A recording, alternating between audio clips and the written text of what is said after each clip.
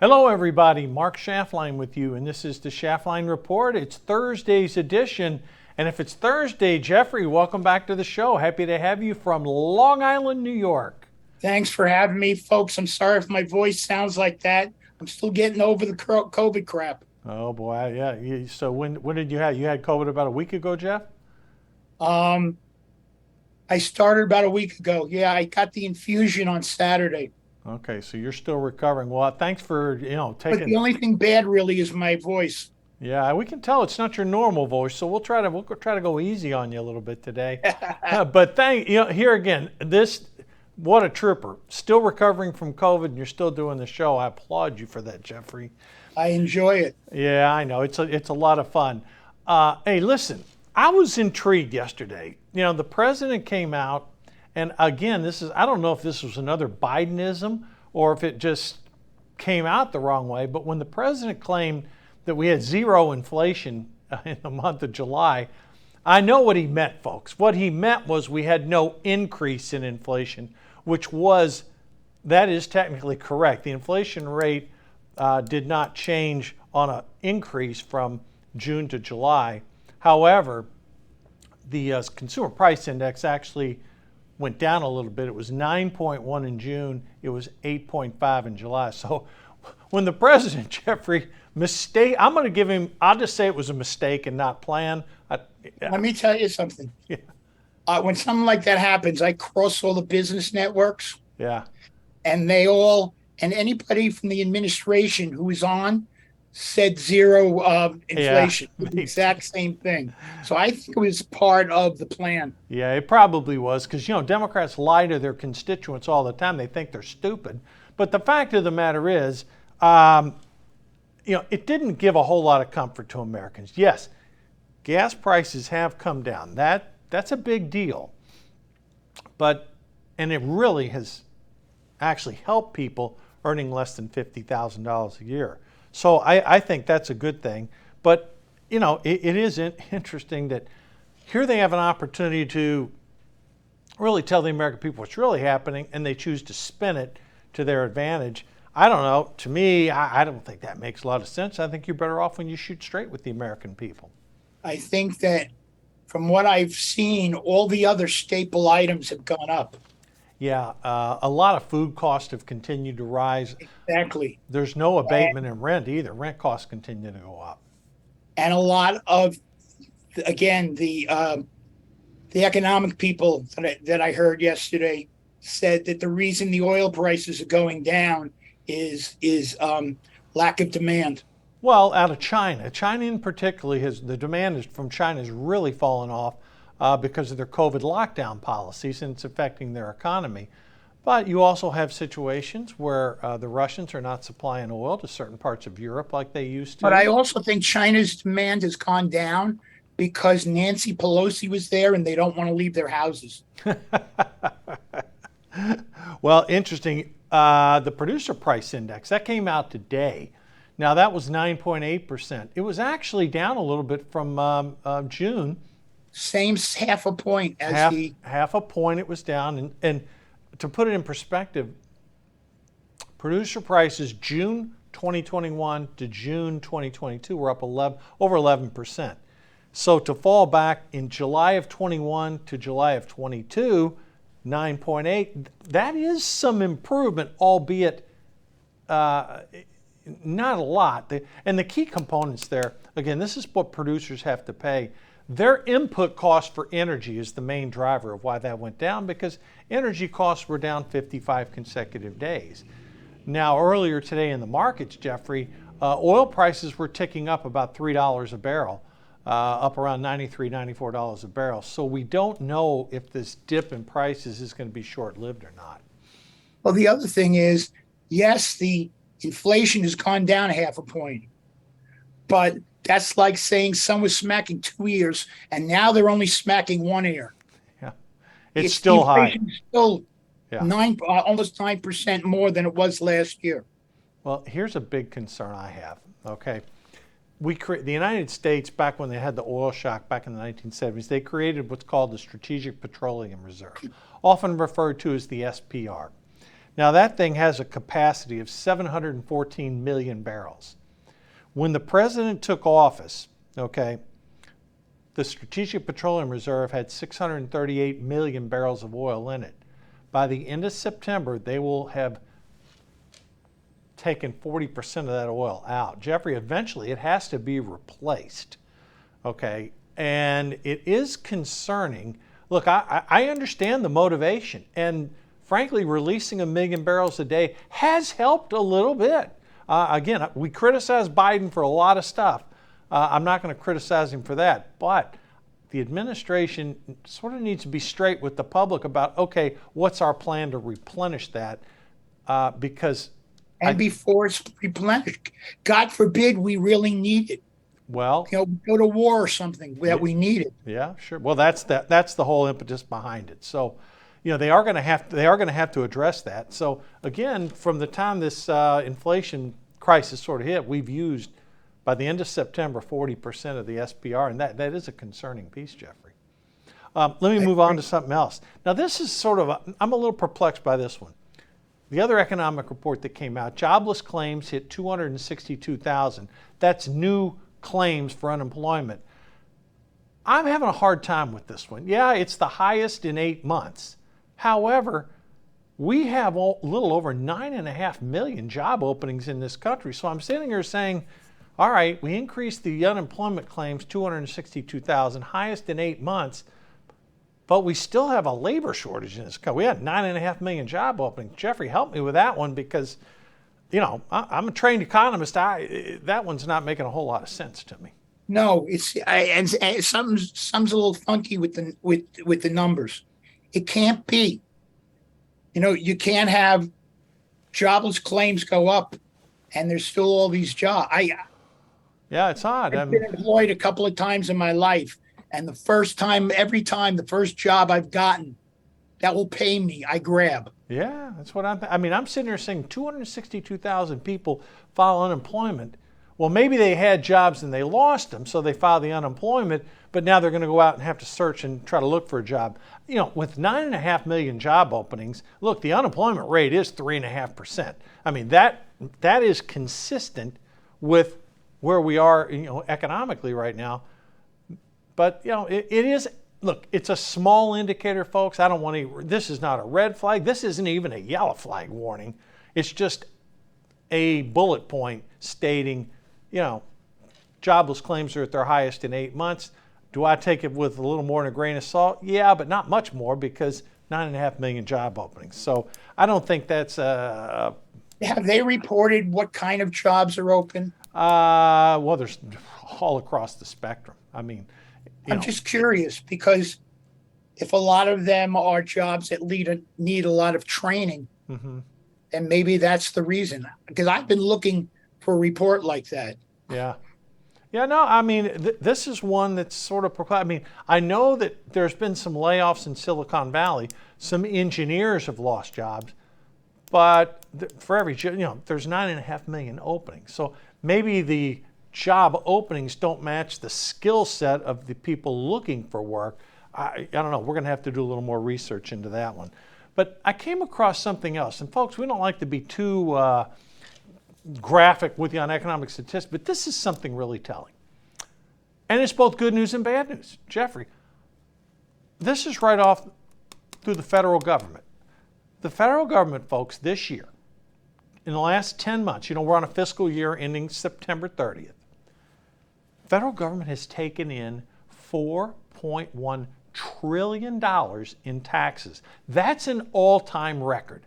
And you would think, oh my God, why are they raising taxes? Why are they hiring 87,000 more agents? Well, because it's never enough. No matter what they do, they always want more. But as good as that is, from the government perspective, the government has spent $4.8 trillion during those 10 months. We got a $700 billion deficit, and yet we took in $4.1 trillion. Jeffrey, taking in that much money, that deficit should be way smaller, because, but it's not. They got to cut. They got to cut. And they got to cut, the non-essential stuff. But on the other hand, that $4.1 trillion is going to go up. because the IRS is going to show up at your house with a gun and say, give me more money. Because along with the hiring more people, they bought more bullets and guns, which I Well, totally don't understand. let me tell you this, and that there's been a lot of publicity about that advertisement that the administration put out looking for IRS. According to U.S. code, IRS agents are not allowed to brandish a weapon in the effort to collect taxes. That is not allowed. And that's what the incompetency of the Biden administration, whoever wrote that job wanted ad, that's just, you can't do it. You cannot carry a weapon if you're trying to collect taxes at the IRS. I mean, Well, they don't need a gun because I told you, my wife's a CPA. Yeah. Okay. And I've seen them take a squashed lemon and squeeze more juice from it because they're really good, Yeah. the IRS people. Yeah. No, but I mean, the point is this, okay? Look, the Inflation Act still is in the House of Representatives, hadn't passed, but their goal is to hire 87,000 more agents. My position is this: if you're collecting 4.1 trillion, you should spend max 4.1 trillion. You shouldn't spend 700 billion more than you take in. It just drives you crazy. We can't do that with our own. What's that? Say again? We can't do that with our own money. No. We run our own house. The only place that does that's the federal government, and it's a classic thing. What causes inflation? Too much government spending and too much money printing at the Federal Reserve, and we're experiencing that. But a lot of states have a rule that they can't have a deficit. That's exactly right. So, but you know what it also illustrated to me? I mean, if you project it out, yeah, we're going to end up with roughly $1 trillion deficit for this past fiscal year. That's why it's so important. If the economy could grow at a 2 to 3% rate, and we kept spending flat, we actually could maybe get nearer to a balanced budget. But when you look at where some of this money is being spent, Department of Health and Human Services, $1.33 trillion. That includes all your Medicaid, Medicare, disability payments. Social Security spent a little over $1 trillion. And let me put this in perspective. That's transfer payments we just talked about there. That is $2.4 trillion out of what we've spent, folks. The 4.1. Remember I told you the government took in 4.1 and it spent 4.8. Half of government spending was Medicare, Medicaid, Social Security payments, disability payments. Half. And you always hear people say, well, the budget's pretty tight. You spend $590 billion on defense, just shy of $600 billion. So if you add those in, that's $3 trillion out of the 4.8 is defense, Medicare, Medicaid, Social Security, disability. That's a big chunk. I wrote something on the electric vehicle credits that are part of that. Mm-hmm. Problem is, most new cars aren't covered on those credits. Most new electric cars. And when you look at electric cars, they don't do anything for the environment. It's as much fossil fuels to get that electric or to mine for the components of the batteries as it is to just use a gas car. Well, not to mention the charging stations have to be powered by something. So, I mean, yeah, I question that entire bill. I mean, we've talked about that. It's being debated in the House right now. They're likely to pass it. They only have a 4-vote margin that they can play with. And there's 3 congressmen from Texas that aren't happy about the taxes on the oil industry. Well, plus there's $1 billion to teach Schumer how to wear his glasses. Yeah, I noticed that. Listen, the hot button of the week, Jeffrey, has been the raid on Trump's house. And Republicans are continuing to demand answers from the FBI. Various senators have called for the resignation of Chris Wray, of Merrick Garland. Some people are saying Kevin McCarthy basically came out and said, we take control of the House. We are going to have hearings on this. A federal judge has ordered the DOJ to respond, to unseal that Trump warrant. Now, that'll take over a period of time. But, we've had guests on this week that have talked about this. Jeffrey, what is your impression and your commentary as to what happened down there at Mar-a-Lago on Tuesday? I think they're looking for something else to throw at Trump. Oh, I agree with that And the 100%. excuse of that, the excuse of breaking into that is just a way to get more stuff. I mean, why are they going into his wife's closet? Unbelievable. Okay. I mean, if my wife was with me, she might want to see some of those clothes. But why? Right. But what the Republicans have to worry about, this was an extreme overreach by the Democrats. The reaction can't be as extreme overreach Right. as, Yeah. and some of the people are saying like the world is ending. It's not ending. No, it's not. No, no. You know, it's just and the FBI does some good stuff. But yes, they have been going after Trump for the last 5 years. Well, and they've also, what their strong arm tactics on dealing with a congressman who was not a target of an investigation, where they came in and took his cell phone. He's head of the Freedom Caucus. I mean, here's the thing that gets me about it. They go after Trump. They went after a Republican congressman who's not a target of investigation. The treatment that Roger Stone received, Paul Manafort received, the treatment Peter Navarro received. I mean, I never see this happen to a Democrat. Well, You just don't. people say no one is above the law. And I was thinking, Hillary, Right. you got fart, Swalwell. Yeah. Don't fart because that's what he did on television. Yeah. You got Hunter. Yeah. I mean, you got a lot of people. You got Pelosi and possible insider trading. I'm not saying it was, but it certainly smells. Yeah. Okay. So, and I think it warrants an investigation, not throwing someone in jail. But they don't even look at it. They don't even investigate it. Yeah. That's the concern. I mean, look, it's hard to say there's an equal justice department when all the treatment's negative on one side and nothing on the other. I don't know. It concerns me. As far as the congressman, I think he just needed a new phone. Hopefully. But here's the interesting thing.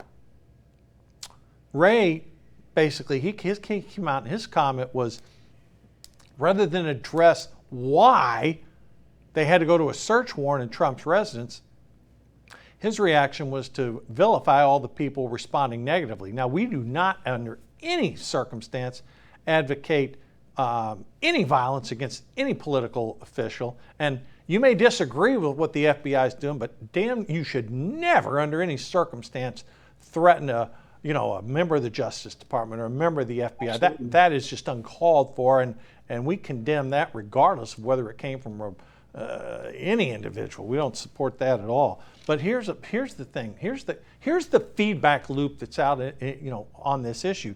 77% of Republicans feel that this raid was politically motivated. That's a big number. 56% of independents think it was politically motivated. And then on the Democratic side, that number fell down. It was like in the 30s. So, which is still high. Yes, it is high. Yeah, but people look at this, Jeffrey, and they say, "My God, they're doing this to the former president." And I haven't verified these stories yet, so I'm hesitant to even mention it, but I will. There are some reports out today that this was entirely an FBI operation, that Garland didn't even approve it. I don't believe that yet. I'd have to hear it from the horse's mouth, if you will. But if the FBI did this without getting the approval of Merrick Garland, we have a serious problem in the FBI. I got to tell you something. I don't think they could have done it without the president. I've worked for enough corporations that if I was going to do something that huge, yeah, you have to run it up to the flagpole and you get the CEO or the president of the company's approval. Yeah. Yeah. And that was huge.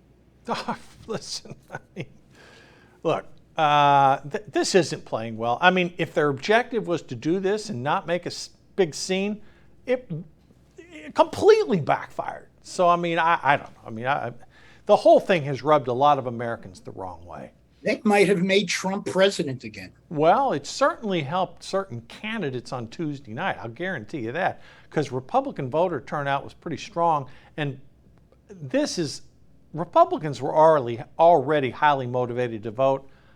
this is going to make it even off the charts. And if you look at it after last year being forced to wear a mask, it just seems this government is really ignoring the law and making the rules and making people do stuff. Yeah. Either, No, you're spot on. Hey, let me shift a little. Let's talk about some international issues here. Boy, the Ukrainians, talk about a gallant fighting force. I mean, Jeffrey, they're now up to a point, reports came out yesterday, senior Russian officers, colonel or higher rank, over 100 have been killed. They've lost more, in excess of 10 generals.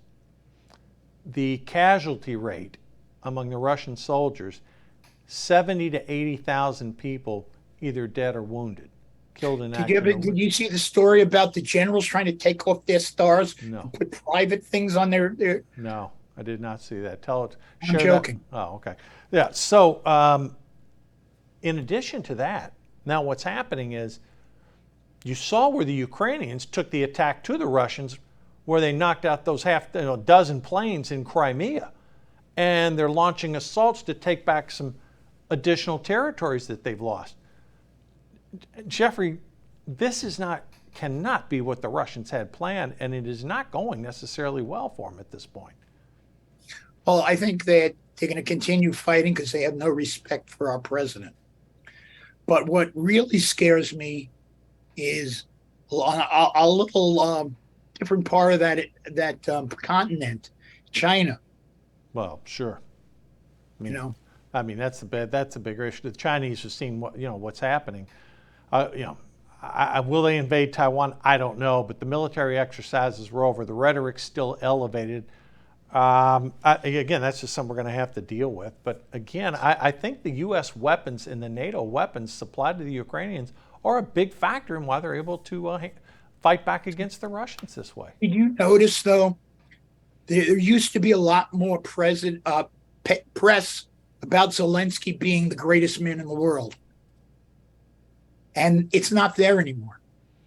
Well, I mean, I can't tell people what to write about him, but the fact is the government, NATO and the United States, has continued to supply the weapons that Ukraine has asked for, and they appear to be utilizing somewhat successfully. Absolutely. What I'm saying is that the American public has a habit of, after a while, they lose interest, moving their mind into something like even the war in Iraq originally, with the one we shouldn't have done. But everyone's gung ho, and then 6 months later it was, let's get out of there already. Yeah. Well, I mean, speaking of Iran, let's talk about what the Iranians did.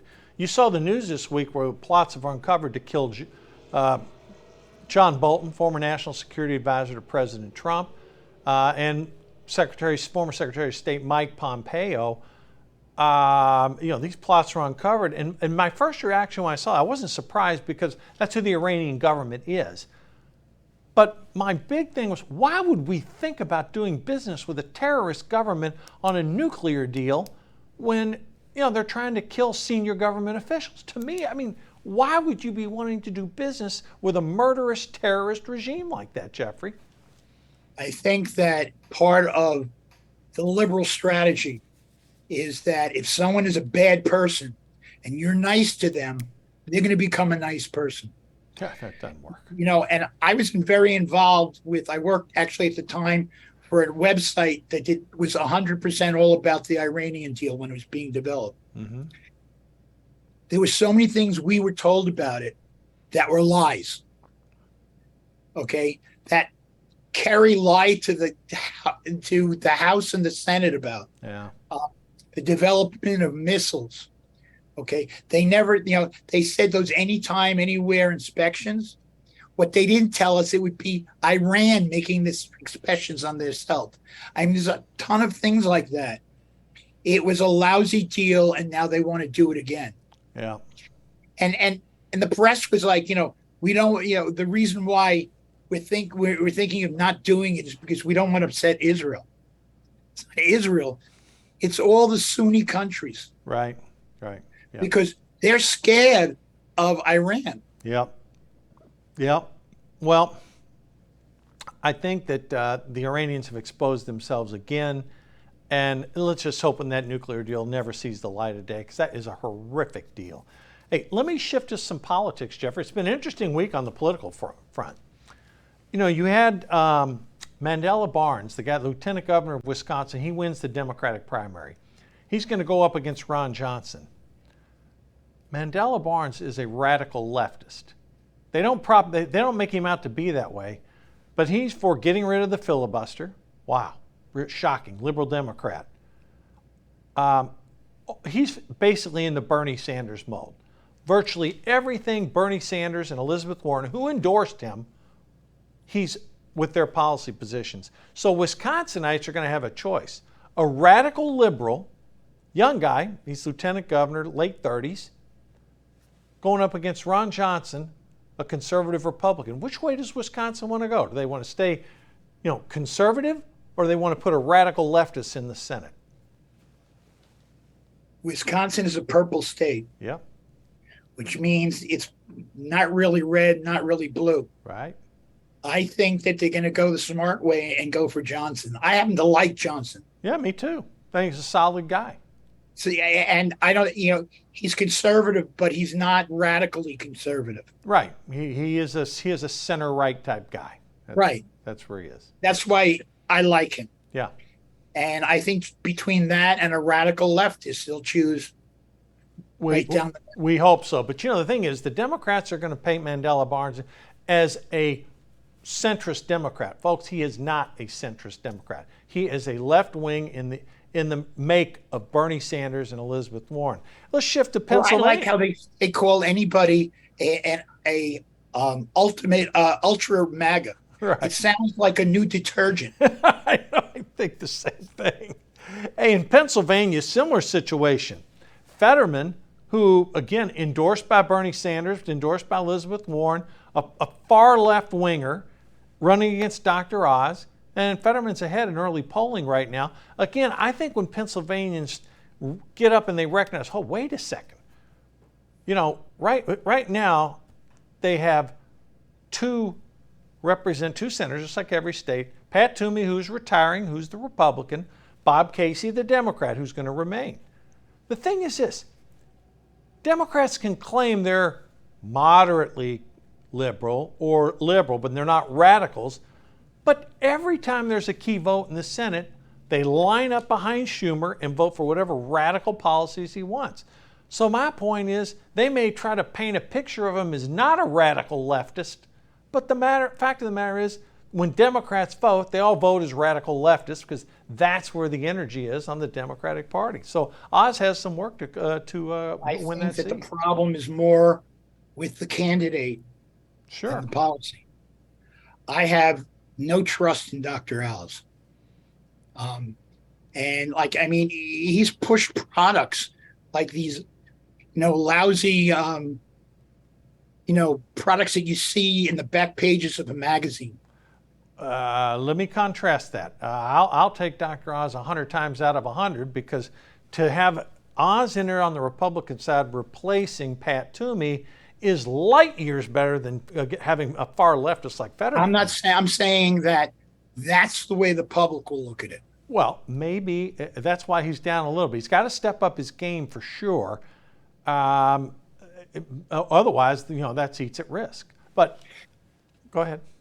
I was going to say that that state has gone to Trump.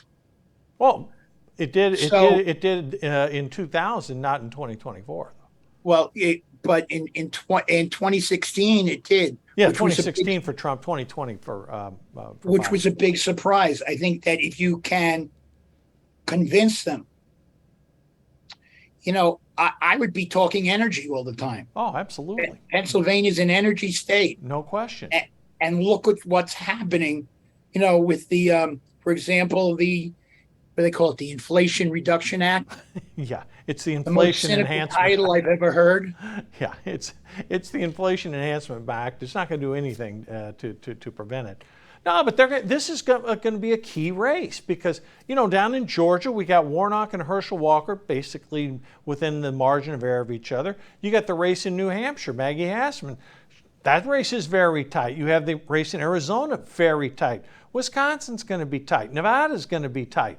The Senate, it could go either way. So, I mean, these are just two. The point of illustrating here on these two races, Democrats have selected radical leftists in their primary. And let's see how that plays out in the general election. A lot of people are saying, oh, well, these Trump people are going to be running that Trump endorsed. Well, let's see what the people of those states want. Do they want a true conservative who sticks up for the Make America Great agenda and, America first? Or do they want a radical leftist? Well, my big disappointment is I can't vote against Schumer for another 2 years. Yeah, you don't have a senatorial election there, though. No, but you do have a governor's race. I have to tell you something. My daughter was actually on Zeldin's first campaign, was running some phone banks. Mm-hmm. I met the guy personally. He's really a decent person. That's what I've heard. Yeah. Well, hopefully, New York, with all the crime and everything happening up there, they'll see through it to, make a change. Because Republicans used to do very well as far as the governorship. And Pataki won it like 3 consecutive terms. Well, but the other thing is Hochul, and I know it's not nice to talk about somebody's body, but if you had her lay on her side and dropped a quarter off her cheek has been pulled so tight it'll bounce through the wall. I'm not going there. Leave that alone. Hey, on the Inflation Enhancement Act, Joe Manchin had a pretty high approval rating prior to that. His approval rating in his own state has dropped 30 points. I mean, it's a conservative state. Yeah, I mean, it went to Trump by 40, and here he changed his mind. And there's some things in this bill. I know he may be trying to do the right thing. I'll give him a pass on that, but man, there's some things in there that are not going to help West Virginia. It's still a mystery to me how he came to that place, but he did. Maybe the pipeline going through West Virginia. You think that helped a little bit? Of course it did. But the thing is, it said everything else in the green part is going to hurt West Virginia. Yeah, it's not good. But 30-point decline since he supported that bill. All right, now it's going to be prediction time. I am predicting, regardless of whether Joe Biden runs or not, Bernie Sanders is going to run in 2024. I can see the things that he's done. When they had that vote-a-rama and Sanders put up amendments and he was the only one that voted for him. Even Elizabeth Warren voted against him. Do you think Sanders is going to run in 24 with or without Biden? Oh, I hope so. Be careful what you ask for. The guy is a self-styled socialist. It's not calling him leftist. He says, I am a socialist. Yeah, there's no doubt. His policies are socialist. Yes, he is. And not American. Yeah. So, yeah, I think he'd make the party look worse than it is. Yeah, I think he's going to run. We'll see. Again, until we get through these midterms, I think very quickly after the midterms, things will settle out in the Democratic Party. The party will decide if Biden's going to run or not, depending upon their success or failure in the midterms. It's going to be fascinating because if he doesn't run, I predict that there'll be 10 Democrats that'll run if he doesn't. They're not going to let him run. Actually, I just wrote about today, a new poll came out, and most Americans think that he has dementia. Yeah, that doesn't surprise me. Yeah. And I'm not just talking about Republicans, the independents too. Yeah. The Democrats, not so much. But the other thing is that the Hispanics think so. Oh, yeah. Maybe that's why we see all the polls where they're moving towards Republicans. Yeah, no question about it. Look, but how people don't trust them. No, we've said it time and time again. Gas prices have come down the last 55 days, but inflation's still very high. And when policies tend to increase inflation like this administration's done, people reach a point where they say enough is enough. All right, we got a minute left. We got a minute left, Jeffrey. Give me your forecast. What's going to happen from here? Oh, I think there's going to be more of a big fight against the Inflation Act. I think they're going to do anything they can. All they have to do is turn poor people around. And I think the Republicans are going to be all over them. So you think there's a chance this may not pass the House? Not a chance in hell. Really? Wow. Okay. Because Pelosi came out and said we'll have the vote. We're going to have the vote by this weekend. I think it's going to be Pelosi won't have a vote unless she has the vote. Of course. That's right. That's right. And I think that she has such a tight control of that caucus. Yeah. Wow. And that's the point. But I think that what happened in Palm Beach is going to help the Republicans in the midterms. I agree. But I also think that people are their predictions are crazy. Oh yeah, they're going to get 60 seats. They're going to get somewhere, in my opinion, between 10 and 20. That's my prediction. If that comes out, then yeah, maybe they do a little bit better. If inflation ticks back up, and oil prices go back, and people are paying $5 a gallon for gas, they may take 40 or 50 seats. But if it's where it is right now, I think you're looking somewhere 10 to 20. I'd be happy if we took 20 seats. And my other prediction is I won't sound like a frog anymore. But actually, the Israeli elections are starting to heat up. And I got to tell you something. As dirty as our elections seem, they're Boy Scouts compared to the Israeli elections. I've seen reports about that. Yeah, I followed it pretty close. So, hey, listen, Jeffrey, thank you for literally weathering the storm coming on. And we hope this is my favorite hour of the week. When you're back this coming Thursday, I hope you're 100% healthy.